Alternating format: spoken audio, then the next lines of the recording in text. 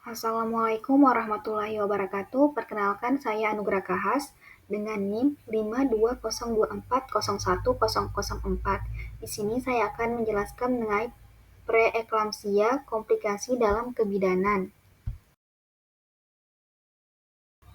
Apa sih preeklampsia itu? Jadi preeklampsia adalah peningkatan tekanan darah yang biasanya terjadi setelah minggu ke-20 kehamilan dan ditandai dengan adanya protein dalam urin. Apa penyebab preeklampsia? Penyebab preeklampsia itu masih belum pasti, namun menurut penelitian menunjukkan bahwa kondisi ini kemungkinan besar berhubungan dengan gangguan pada perkembangan dan fungsi plasenta. Nah, yang pertama ada gangguan perkembangan plasenta atau ari-ari, di mana gangguan pada perkembangan pembuluh darah plasenta yang menyebabkan aliran darah yang tidak memadai ke rahim. Kedua, adanya ketidakseimbangan hormon. Ketidakseimbangan hormon selama kehamilan seperti pada hormon yang mengatur tekanan darah. Yang ketiga, ada respon imunologis yang tidak normal. Sistem kekebalan ibu mungkin bereaksi berlebihan terhadap kehamilan, menyebabkan peradangan kronis dan gangguan pada pembuluh darah. Yang keempat, predisposisi genetik, di mana faktor genetik juga memengaruhi risiko preeklampsia, terutama jika ada riwayat preeklampsia dalam keluarga. Waspada tanda-tanda preeklampsia. Yang pertama, tanda dengan tekanan darah tinggi. Tekanan darah 140/90, terutama jika terjadi setelah 20 minggu kehamilan. Pada kasus berat, bisa mencapai 160/110.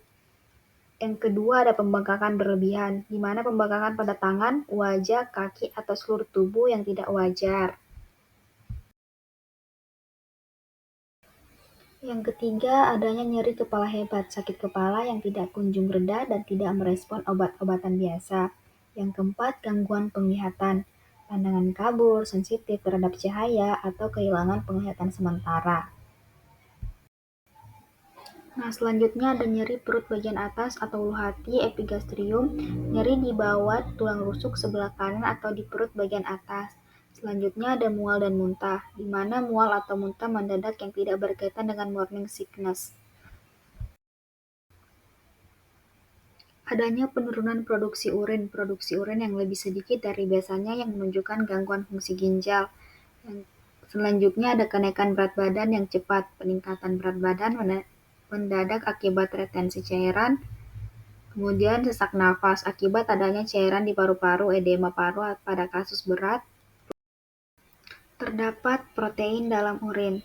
Peningkatan kadar protein dalam urin atau proteinuria, protein seharusnya hanya ada dalam darah. Apa sih faktor risiko preeklampsia? Yang pertama, ada usia, di mana ibu hamil di bawah 20 tahun atau di atas 35 tahun berisiko lebih tinggi. Yang kedua, ada riwayat kesehatan. Riwayat hipertensi, diabetes, atau penyakit ginjal dapat meningkatkan risiko. Yang ketiga, kehamilan pertama. Wanita yang hamil untuk pertama kalinya lebih rentan terhadap preeklampsia.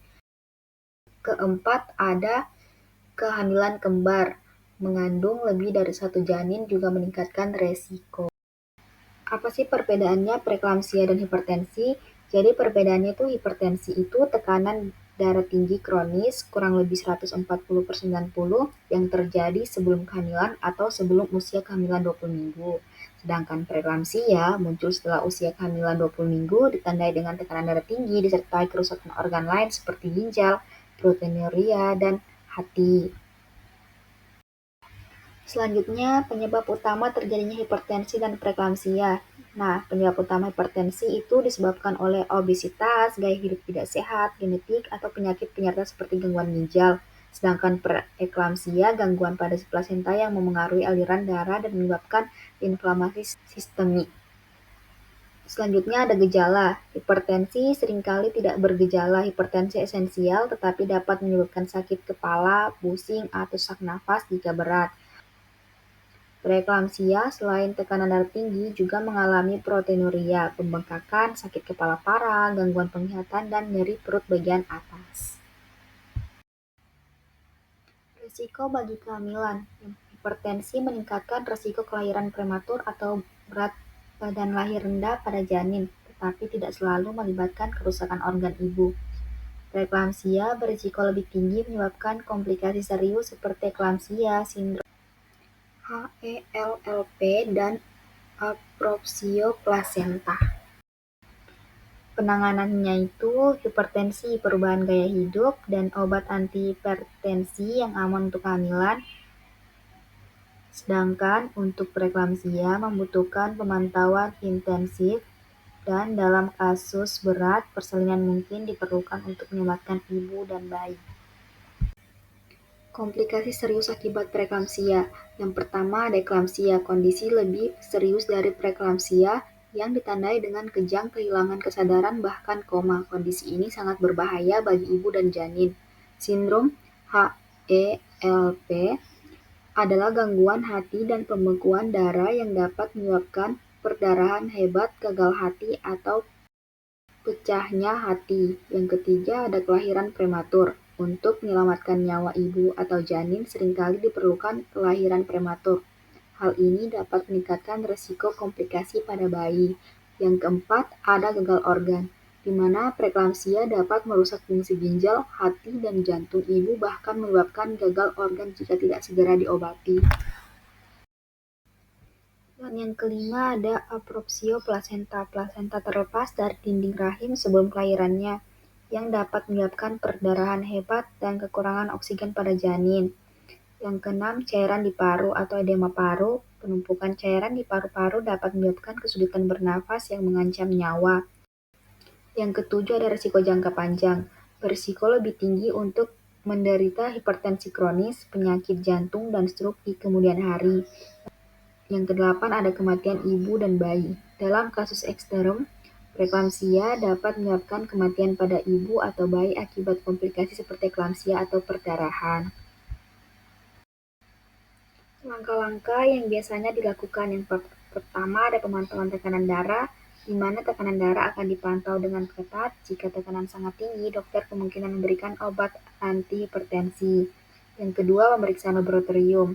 Dokter akan melakukan tes darah dan urin untuk mengevaluasi fungsi hati, ginjal, dan kadar protein dalam urin sebagai indikator keparahan kondisi. Yang ketiga, rawat inap jika diperlukan. Pada kasus preeklamsia sedang hingga berat, ibu biasanya dirawat inap untuk observasi lebih lanjut dan perawatan intensif.